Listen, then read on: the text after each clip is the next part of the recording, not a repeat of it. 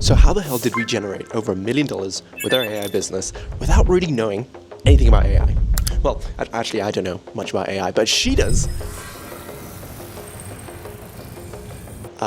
And I married someone that does. So how the hell did we generate over $1 million selling AI solutions to businesses without me really knowing much about AI? Well, simply, I married someone that still does. And I'm bringing her in to explain this tutorial to me properly for the first time, so I can actually get a better understanding of the 80% of Make and how it works and how we're doing it with our clients. And hopefully you can watch this video as well and understand it as well. Anything to say, Zabs? Let's get started. Woo! Platform that allows you to build automated workflows by connecting together different apps and tools and services. You can use it to automate repetitive tasks in your business, pass data between apps and tools, or trigger actions in one app based on activities in another. Think like somebody submits a Google form to you, and when they click submit, that triggers a whole automation. If you want to simplify and Get it? He said make. all the different tools in your tech stack, Make can do all that. Now, before I take you inside of Make, the first thing that I recommend that you do before building any automation is to actually think through, it sounds so obvious, right? But think through exactly what you want to build. By the way, if you're new here, my name is Rick Mulready, and for the past decade, I've been running a 7-figure online business, coaching other online businesses. And today I help online businesses use AI to become more efficient, streamline your business, and also in the process become a lot more profitable. Now, as I mentioned just a moment ago, I highly recommend that you, before building anything in Make.com, that you draw out the automation that you want to create. Really think through it first. Start with the end in mind. What is the end goal that you want to create with this automation? I like to draw it out sometimes. Do we do that? Do we create the end goal in mind, or do we sort of make it up on the spot? Get it, make it up? Well, Bit of both, right? I guess. I mean, you kind of know what you have, like options of the inputs that you have, and then you kind of know this is what I want to achieve. And generally, the steps are relatively obvious on what to do. And then I think I draw it out, but I draw it out in my head. Yeah, it depends on how big the build is as well. So sometimes True. Like I know that we do a rather comprehensive build out, especially for people who want something more custom, or No, I take that back. I write it out on paper. Yeah, I'm like, no, baby, you're lying. Like I know how much prep you go into it before you actually start building it out, because we've had it before where you start building and then you realize, oh wait, we need this, we need that, we're missing this. It's a bit of both then. Sweet. You kind of draw out the rough skeleton, and then the actual way of implementing kind of do it on the spot. Yeah. Or you could even purchase, we've done it before where we purchase templates from other companies that are doing the specific task or specific automation that we want. So we take it from them. We adapt it. And we adapt it, yeah. So similar to Lego, I used to, back in my youth, buy a lot of Lego Star Wars. Still does. I still do. But instead in my youth, I would break apart all of the Lego bits and then rebuild something a little bit more catered to my style as opposed to what the Lego instructions were. And I think we do something similar here. Yeah. To draw it out, sometimes I'll draw it out on my iPad. You can draw it out in your notebook. I like to also use a tool called Whimsical or Miro. Have you heard of Whimsical? No, but we use Miro quite a lot. Yeah, so. well, we love Miro. And that's basically our notepad. Yeah. Is this massive Miro board that we've got everything on. We're obsessed with Miro. Yeah, literally. This is going to make building the actual automation in Make so much easier. All right, here we are inside of Make. This is the main dashboard area. It starts you off with the organization tab. Now, this is a test account that I have. I'm not going to take you through each of the tabs along the top here, but suffice to say, these are more like administrative tabs. The one thing that you will want to check out if you do not currently have a Make subscription is the different plans that they have. Highly recommend that you do monthly, not yearly. And that goes for any AI tool out there. Do the monthly, even though the yearly has some savings there, go with the monthly. I also recommend doing the Pro plan, and that's going to be more than sufficient for what you want to do for most of you. I think he's saying do the monthly just because there's so many tools that are coming out so quickly that you don't want to lock yourself into one for a year when you could potentially move to something better. Yeah, it's like dating. But we're married now, so that so he bought the lifetime subscription. Yeah, I bought the lifetime deal. Actually, you bought the lifetime deal. And no, we do annual renewals. We do check-in calls. Right, exactly. You want to do in your business using these automations. Then the next tab here is your team. So if you want to have people on your team who are going to be in your Make account, you're going to want to add them to the team area here. You can see also on the organization dashboard here, by the way, talks about your current plan, how many operations that you have, and also that you've used, the number of operations here, and then active scenarios down here at the bottom. Scenarios is a key term in Make.com. Scenario is basically the automation, okay? And you'll see that here in the left-hand column. What are scenarios? It's what you said. It's the automation workflow. Basically, a fancy way of saying the steps that are going to happen automatically. You kind of put them in one file or folder or whatever you want to call it, and that's where you can define these are the steps that I want to happen, and I want them to happen without me having to do anything. Oh, really? Damn. Cool. Automatically. Automation. And column, the next one that you can go down to, and you're going to see all the scenarios here. We're going to build an actual scenario here in just a second. But before we do, I want to continue taking you through this left-hand column here and show you sort of like what I consider important and what I consider not so important. Again, I want to give you the simple, no fluff guide to getting automations going inside of Make. Below scenarios, you have templates. These are exactly what they sound like. There's, I want to say, hundreds of templates that you can check out here, pre-built scenarios that you can go into. I highly recommend, even if it's not something that you're going to use, I highly recommend clicking into a few of these just to kind of see how they work. But you can they have a good search functionality here. You can search by, what is the automation that you want to do, by tool, etc. Hundreds of templates here in the templates section. The connections area here is just basically, these are all the tools and apps that you are using in your scenarios, in your automations. They're all listed out here. Why would you need to have all these connections or auth or API keys that you can see on the screen? To connect different tools together. So what does that mean? That's right, but how? It's how. What does it mean? What does what mean? What? Like, what does that mean? I've got An API connection. my API connection. Or an Anthropic Claude connection. It means that you can connect your own personal one to the Make scenarios. Yeah. It means that when you use Make or you add an action, when I add Slack, how does it know that it's my Slack that it's going to send a message to? Okay. You have to have your connection in here to let them know these are the different Slack accounts that I'm connected to, and that's the one that I want to use for this automation. Sweet. So an API key is just a connection between your specific account in the other app, and then to let them know here in Make that that's the one that you want to use. Sweet. If you need to reauthorize or verify any of the connections, you can just come over here to this connections tab. They're all going to be listed out right here. Any webhooks that you are using in any of your scenarios, and I'll explain webhooks here in just a minute, but they're going to be listed all out here. So if you need to go reference a specific webhook for any reason, you can come in over to the webhooks tab. If you, just what it says here, if you want to manage public or private keys easily, as you can see here, I don't use it. I don't need to, I don't find the need to do that. Then you can see devices here. So this basically allows you to download the Make app to your phone. I don't do that because I want to be building scenarios and such on my computer here. Data stores and data structures. Data stores basically allows you to create a database of information right here within. Yeah, data stores, data structures. So it means that when you run a automation or scenario that they call them here, that you can also, say, hey, take in this information and store it somewhere, so that I can come back and have a look at it. So this is basically saying that it can do that inside Make itself. You don't have to connect it to an outside database. You might hear the word database a lot in this stuff, and that's just basically somewhere to keep all of the data that you collect. So you collect it and you need to store it somewhere, and that's what a database is. Make has one that you can have inside of Make itself, so you don't have to connect it to somewhere else that is a database. Got it. Okay. So it's like a Google Drive. Yeah, exactly. Okay. And the data structures is just how do you want to format the thing that so do you want to have it name, email, phone number? Okay. Or do you want it to be name, phone, file? Cool. I don't use this. I don't find the need to do that. I use other databases and then also data structures, a bit more advanced. Again, I don't need to be using it for what I'm building in my business. The custom apps, you can build a custom app right here inside of Make. Again, as you can see, it is a little bit more advanced. I'm not doing custom apps in here. Don't find the need to. Custom apps.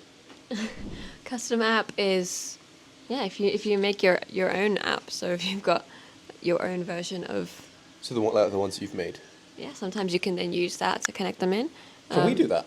So you see how normally you would use webhook? Yeah. And that's what it would connect. So webhook, what's a webhook? You know this one? I know this one. It's like a connection from different apps together. Kind of, yeah. It's like a trigger. It's like a trigger. Yeah. Yeah. So a webhook is just going to say, go speak to that one.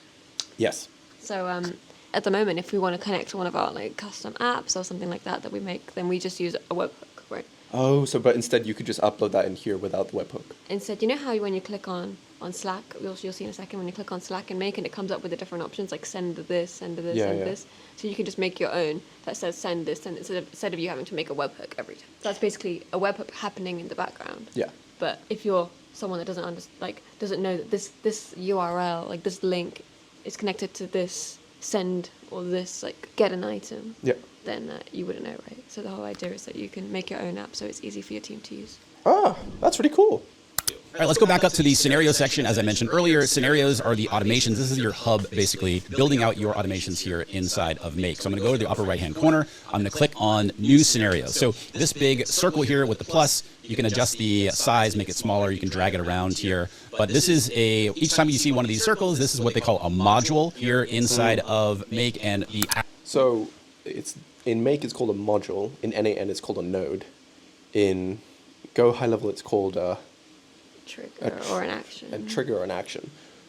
Why can't we just use one universal name? Like, what is the definition of, what is the name for this type of thing? I mean, they're all the same. I mean, I think because it's something that's quite new still. Yeah, there's no definition. So if you were to define it, what would it be to you? A connection to an app that performs an action. Right? Does that make sense? Yeah, it does. But that's the definition. Like, what is the? It doesn't matter what the actual name is. That's the definition of what it actually does. Mm-hmm. Okay. So it's just a step in your. It's a step in your automation. Gotcha. So an action, or a node, or a whatever. Yeah, it's just a step in your automation. And generally, there's going to be two types, like two main types. One which is a trigger node action, whatever it is, and that's the one that's going to, set off your automation or your workflow or whatever you want to call it. And then the other normal action steps, nodes, are just steps in your automation. Okay. I mean, they have thousands of apps that you can choose from. Now, this first module, as you're building out your scenario, this is going to be your trigger, meaning the whole automation gets kicked off by whatever's in this module right here. So let's start building a super simple automation here, and I'll explain as we go through here the finer points of likely the things that you'll be using most inside of Make here. So I'm going to click on Gmail. I'm going to type in Gmail, and let's just say that I want to build an automation when I get an email in a specific folder in my Gmail. I have Claude write an email response. I want it to read the email that came in, write an email response, and then send that email back to Gmail in my draft folder for me to review before sending out. Okay, so I think you skipped a step here on like how you think about automations, right? Yeah. So like the way that you don't go, I mean, most people, maybe I would, but you don't really like go around the world going, if then else, if this, then do that. You know what I mean? Yeah. So like for what he wants to do, what's the thing that would come in your head? Huh? What's the thing that would come in my head? As in like you wouldn't think get email, read response, send response, right? You would think See email, write email, respond to email. as in that's even the next step. The first thing you would think is I want AI to respond to my emails. Oh, I see. How would I do that? Yeah. Got it. So And then, the first thing you think of is, hey, I want AI to respond to my emails. That's something I think that's really cool. And automatically send them, like send my emails back for me. Then you would go, okay, how would I do that? So what would be your next like thinking? All I told you is I want AI to respond to my emails. that's not fair because I know Make. I don't know. I'd look for softwares that could do that for me. No, so how would you think it through? It's like, what would you write on a paper? It's emails automatically respond. So that means that's how you would go. In my head is like, okay, so I need when an email comes in, do something so that it figures out the response and then send an email back. Got it. So it goes from I want AI to respond to my emails to email comes in, do something, another email comes back, gets sent back. So input processes output. Yeah, Fine. exactly. Got it. So that's what these tend to be, right? There's going to be the trigger, which just decides your input. You've got the things that you want to do, so the things you want to change it, or adapt it, whatever it is, and then what comes out of it. So where do you want the things that have changed to go? Sweet. So in his case, input is Email comes in. yes, and the thing that we're going to do in the middle, Make response. and so he's using Claude, which means The ChatGPT think of the response. Right. he's just saying AI read it, AI decide what the response is, and then send a response. so what are the steps you think that are going to be in this automation? Watch email, send it to ChatGPT to think of a good response, and then send email. Yeah, let's see if he does that. Psh, God, I'm a Make genius. Okay, so super simple. This is going to be a 3-step automation. So I'm going to click on watch emails. So from here, you have your connections at the top. This is where you are connecting the tools and apps that are in Make to your actual account. So for example, for my Gmail account, I need to connect it to my Google account. So if you have not set this up already, and this is going to be for any module or any tool that you're using for the first time, you're going to want to go to the add here. You're going to want to give your connection a name and click on sign in. In this case here, sign in with Google, and I'll walk you through the steps. Super, super easy. You'll want to do this with each of the modules that you are adding. And in a second, I'll show you the Anthropic module for Claude. And in the Anthropic module, you will have to add your Anthropic API key. So you want to get your API key first. I'll show you that here in just a second. And now that I made that connection, now I can start to build out the actual automation of what I want it to do. So remember, the trigger in this whole automation is when a new email comes in to Gmail. And I want to specify when it comes into a specific folder. So I'm going to click right here in the folder field. It takes a second to load. And I'm going to click AI newsletters. Let's just say that I click AI newsletters. The filter type is a simple filter. So if you do a little drop down, you have simple filter and Gmail filter. I'm going to keep that. And I'm going to say the criteria is all emails. So all emails coming into the AI newsletter folder that I have in Gmail. I'm going to keep this to no maximum number of results. Basically, it's all that's saying is one email at a time. I'm going to click OK. And this is another key thing that you're really going to want to understand when you start building out automations in Make. So you're basically saying choose where you want this to start. So you're building a new automation. Do you want it to start from now on? So any new email that comes into your Gmail folder that we just designated, emails after a specific date, all emails, or select the first email that you want to start with. So if I click on select the first email, it's going to load the emails in that folder that are currently in there. And then I can select that specific email and go from there with the automation. But I'm just going to keep from now on. I'm going to click OK. So here's my new module. This is an action module because I want an action taken based on this first module, i.e. there's a new email that comes into Gmail. And I want the Claude AI model to grab the email that came in into Gmail in that folder. Why is he using Anthropic Claude? What is Anthropic Claude? So most people, I guess, And why is it called Anthropic? it's just the name of the. Okay. It sounds fancy. It just sounds scary. It's like, ooh. So like, most people probably heard ChatGPT, right? That's OpenAI's ChatGPT, right? Other big ones in the space, big players in the space is Google's Gemini, Yep. Anthropic's Claude. Which we'll have a video on as well. Yeah, so it's just lots of different AI models. Generally, we tend to use, you tend to use different ones for different purposes. What are the things that you look at to know what a good AI model is, right? Ooh, speed, price, Yeah. Contextual knowledge, Yeah. Memory memory. and That's about it. consistency. Consistency. So if I was building a voice AI bot, what am I looking for from those different aspects? All of them. Yeah, I mean, you're always looking for all of them, but specifically for a voice AI, which one are you not willing to? Price, consistency, speed. Yeah, why? Because it has to respond to people on the fly as you're speaking to them. Exactly. So if it was something else, it doesn't matter that it might take a second or two. Okay. But if it's on the phone, it's a bit obvious. If it's like, and then talks. Okay, yeah. And then talks. It used to be like that. Yeah. So for in that situation, you would really want to optimize to find one that's got good speed because that's what you care about when you're doing voice AI.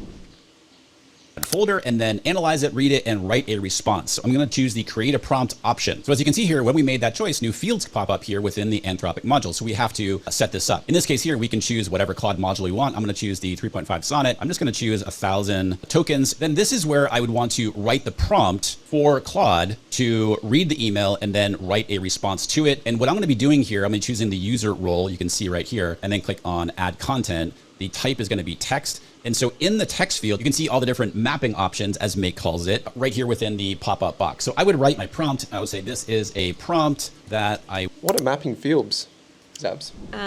So mapping fields is basically saying, I want to take the answer of what came out of other things that happened beforehand, right? So like if you would just take an Anthropic Claude action, Yeah. then you needed to tell it this is what the email was, right? So this is like the inputs, Yeah. and those are the variables that are, the variables of the input that Are available. are available. So it's what came out of the output of the other one, so that you can use it as input of this one. I see. So Right. so this has already occurred. There's already been an email sent through. There's been an email sent through, and now we can use Anthropic to say, okay, what did you want? Because look, it sends so many things back. Yeah, it does. doesn't need to know about all of that. All it needs to know is The email, what right? happened in like the writing inside the email, right? Because if it knows the writing inside the email, it's all it needs to make a response. It doesn't need to have all the other information like what date and what time and all this stuff. Got it. Yeah. Okay. So it's how you choose. In the pop-up box. So I would write my prompt. I would say, this is a prompt that I want you to, this is not an actual prompt, to analyze. And so now this is where. What is an actual prompt? A prompt is the instructions that you give to your AI model to. So when you give it an instruction, so again, it's input, process, output. That's all like computer stuff is. Input, process, output. Yeah. Right? So input is your prompt, AI will do its thing, and output is the message that it gives back. What people don't really understand about AI is people sometimes say it's bad or whatever it is. The input, if your input is good, your output is good. If your input is bad, your output is bad, because it can only do with what you give it. Mm-hmm. Right? So a prompt is your input, and that is its instructions, all of its context, everything it needs to know to be able to perform its process to give you the output that you want. Sweet. So to get to the output that you want, you need to make sure you give it as much information as you can. And that's kind of where prompt engineering comes in. It's like, how good of a prompt can you write to get a really, really good output? So that's why you'll see lots of different companies doing the same thing, but getting very different outputs and very different results, because everyone's using AI. And if you don't know how to write good prompts, you don't know how to get good results. Where you're connecting the Anthropic module with the Gmail module in a sense of the email. You're grabbing the email from the first module, and then you're connecting it over here, mapping it to the next module here. So then down here in the text field, you see that when I click in the text field, you get this box that pops up. These are all the different mapping options. And mapping is one of the key functions and core functions of make.com, because this is what is essentially connecting the Anthropic response to the previous module here of Gmail. And so I can just say, I'm not going to write the whole prompt right now. I want you to read and analyze. So this is where I need to tell it, I need to map it to the Gmail module. So this is where I come over here into the red boxes here, and I want to map this module to the Gmail module. So I want to read and analyze. So this is where I'm telling it, I want you to read the email, the text of the email, the body copy of the email. So you can see right here, it says text content. And when I mouse over it, you can see that the Gmail module is pulsing. So I'm going to click that. And then now I can continue with my prompt. But now the prompt can. So these are like custom values. And what you're talking about when he means pulsing is just that, say you have like multiple of the same app, it's not going to be obvious which one is which, right? Because they'll be the same color. So when you hover over something, the action that it's coming from will start to pulse. So you know that it's that from that one. Got it. So you've got like multiple ChatGPT ones, and you're like, wait, I need the response of the middle one. You don't know which one it is. Okay. And is directly related to the email content in the previous module. Okay. So then what I'm gonna do is I'm gonna click on OK. And so cool. Now we have two modules. When a new email comes into the first module, then the second module here, the action module, is grabbing that email, reading it, and writing a response. The third step in this is I want to add one more module where it sends that email response that Claude wrote and puts it into my drafts folder in Gmail. So I'm going to click on the plus button again. I'm going to go back to the Gmail option. Now the option here is the action is create a draft. By the way, whenever you choose a module, you can scroll through and see the different options that can be accomplished within the make.com module here. So I'm going to click on create a draft. And again, because I chose create a draft, I get some new fields here that I have to put some information in. So basically the folder, click here to choose folder. Well, I want to send this email that Claude wrote into my drafts folder in Gmail. So I'm just going to look for the drafts folder. Here's the drafts folder. So now it's going to send this email into my drafts folder. The to recipient is basically going to be in response to the person that sent it. So now I can come over here. By the way, notice I clicked in this box here and I have another mapping opportunity because I have two modules before this module. I have the Anthropic module and then the first Gmail module. So I want. So to break it down into simple words, he has two of these circle things connected, which means it's passed on both of their information over to the third circly thing. So it contains all of the little variables in each of the circly things. It doesn't contain them. It can reference. It references. Okay, cool. So is that right? Yeah, that's right. So because it's already completed those steps, but it can't reference something that happens in the future because it's not happened yet. I see. So it can only reference in the past. So let's say he creates a fourth module or circly thing, then it can essentially reference the email that it wrote using ChatGPT on the fourth. You can already reference that because the email was written in step 2. but it can. Yeah, so you can reference things from all the way back. It doesn't just have to be the most recent one. Gotcha. It's not like it's passed along. It's just Sweet. Want to reply to the email address of the sender. So I'm going to click on sender email address. So this is like an example of, hey, in the second node or module or action, it only used the information inside of the email, the actual text in the email. But in this next node, we need to use the email address, which is still something that we get from the first one, but it's a different thing that it gives back. Okay. Cool. Subject line, I would probably just take the exact subject line that was to the email that was sent and probably put in RE and then the subject line that was previously sent. Now, the content of the email is going to be from the previous module that Claude wrote, right? So in this case here, we want the text response that Claude wrote, because again, Claude wrote the email response, so that is the text response. So again, I'm mapping this module to the previous module in my scenario here, or my automation. Then I can click OK. So this is the entire automation now. The next thing you do want to make sure that you do is you want to be testing your automation, okay? First of all, also make sure you click save and click save frequently as you're building. Another key thing to know about Make is you can always, let's just say that you mess or come in here and your automation's all messed up for whatever reason. You can come down here to the three little buttons here and click on previous versions. So that's why it's a very smart thing to do to keep saving your work in here, because if something gets messed up, you can always go back to a previous version that ran correctly. Now, as I want to begin to test this automation that I created, what I want to do here is I want to right click here and I want to do run this module only. So this module ran and it gave me an error message, not necessarily an error message, but it didn't return any new data because if you remember, I chose the choose where to start settings and start from now on. So there was nothing in there for this to run on. So I was like, okay, let's correct this. Select the first email. So I'm Huh? What didn't you get? Why did it not run? Yeah, so in this trigger, you can decide when do you want this to start. And he said, from now on. Right? Oh, I see. So there was nothing because no one had sent an email since the time he started making it. So you want us to start it from the very first email? Now it's not the first email. He's saying select the first email. So he's just going to go back and see the most Recent one email. or whatever and say start from here so that I have something. Gotcha. So I'm basically telling it what email I want it to do it with. I'm going to click on just any random email here. And now I can start this again and say, okay, run this module only. I'm starting a test. Now it works. These are called bundles that Make calls it. And you can go through here wherever it says like a little plus and you can look at the email in this example here. We're going to 1.5 bit.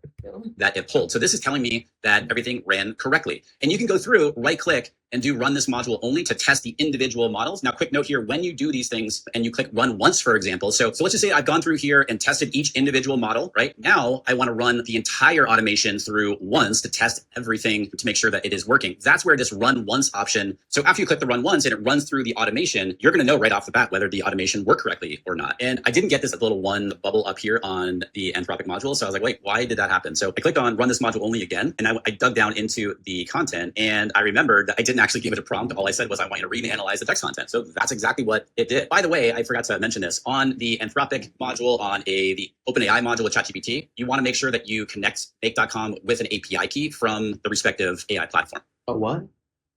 An API key? What's an API? What does API stand for? It's the password. It's the password. So if there's a door to go into someone's house and you need the key to get into that house. Yeah. The API key is to get into that house. Into that specific Into your that- identity. Your identity key. So it's this set telling you know, letting you know it's my account that you want to connect to, and you want to use my card information, my everything information. Otherwise, it doesn't know who to connect. Okay. Sweet.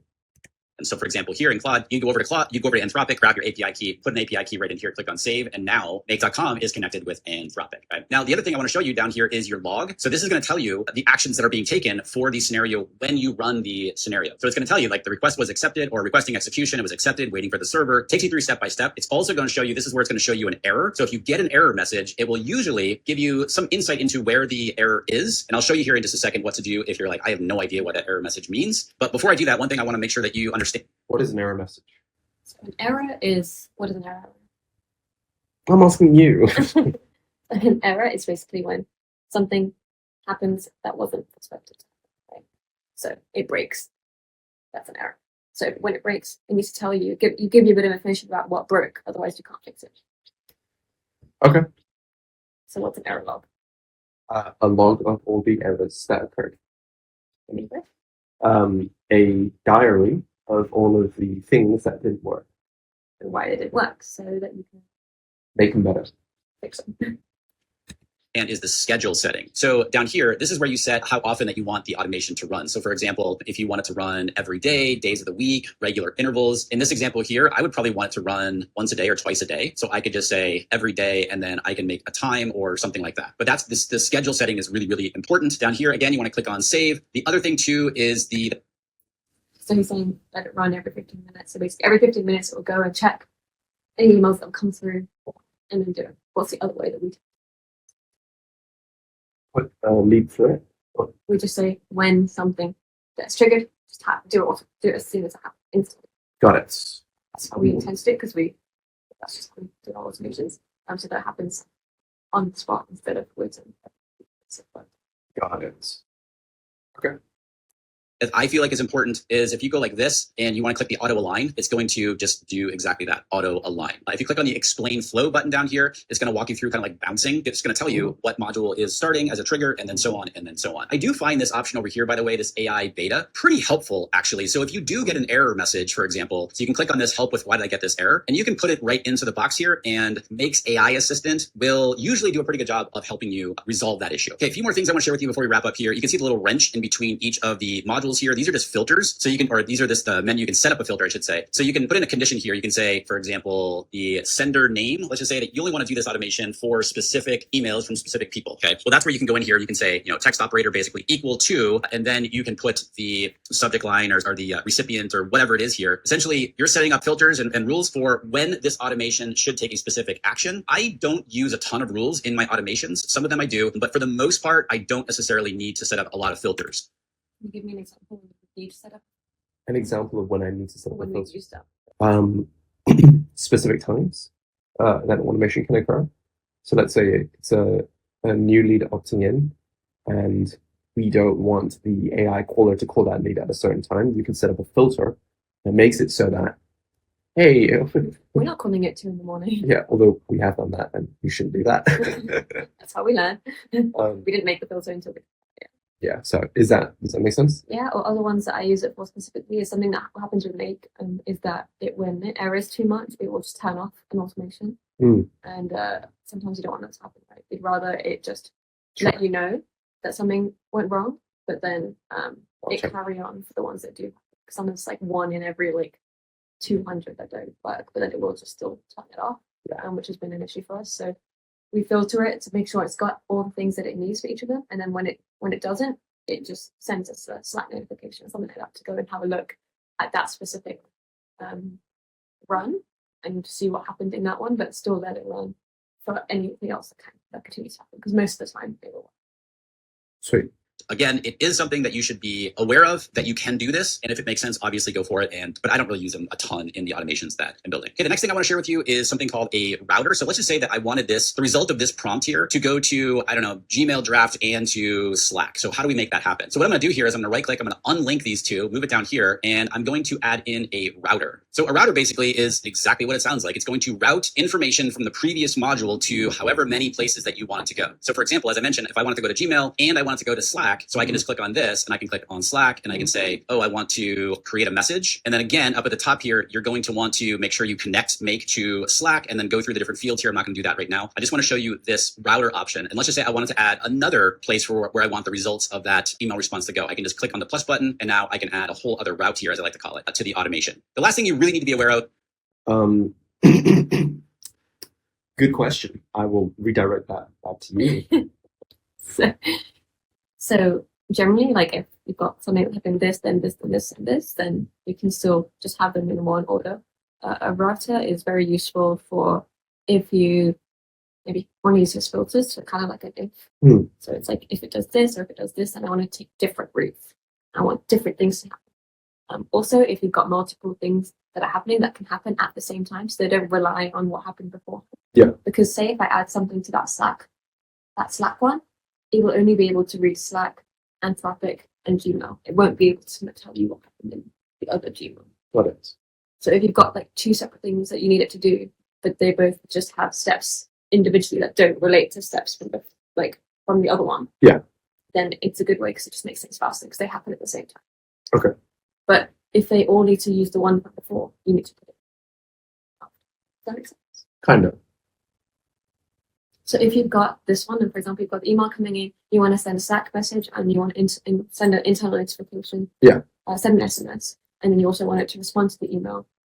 It doesn't need to, they don't need to talk, right? The responding to an email doesn't matter if you've responded to Slack. Yeah.